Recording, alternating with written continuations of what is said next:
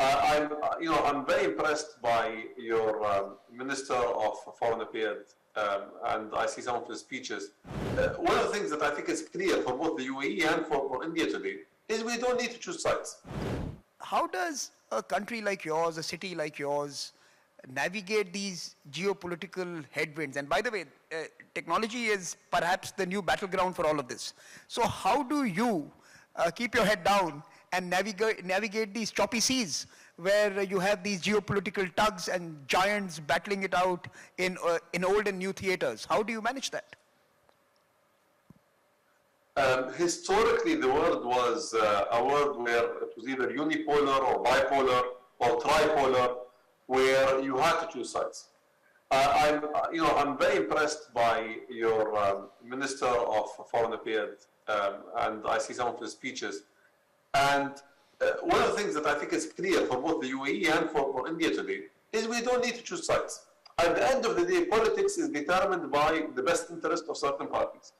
And the best interest today does not mean alienating someone for someone else. I think that model that existed historically is unfortunately no longer here. Today, countries need to think about their own best interests, but need to think about how their best interests do not harm others. Right? So, for example, me working with India does not mean that I can't work with the US. And does not mean that the three of us can't work together. And I think the I2U2 example is a great example. One thing we are doing as a country, and I think this has been, informally, but absolutely decreed by our president, our current president, is we will be a country that fights for peace and a country that works with everyone. A great example of that is the Abrahamic Accords. So when most countries were shelling Israel, we said for 80 years we've been doing the same thing. It does not make sense for us to continue 80 years to do the same thing and not get results. Let us work together and let us try to find a way where we can achieve the outcome that everyone wants, while at the same time developing together as nations. The same is true as well when it comes to technology. I think historically all of the models that we brought in, cultural models, technology models, societal models, were from the West.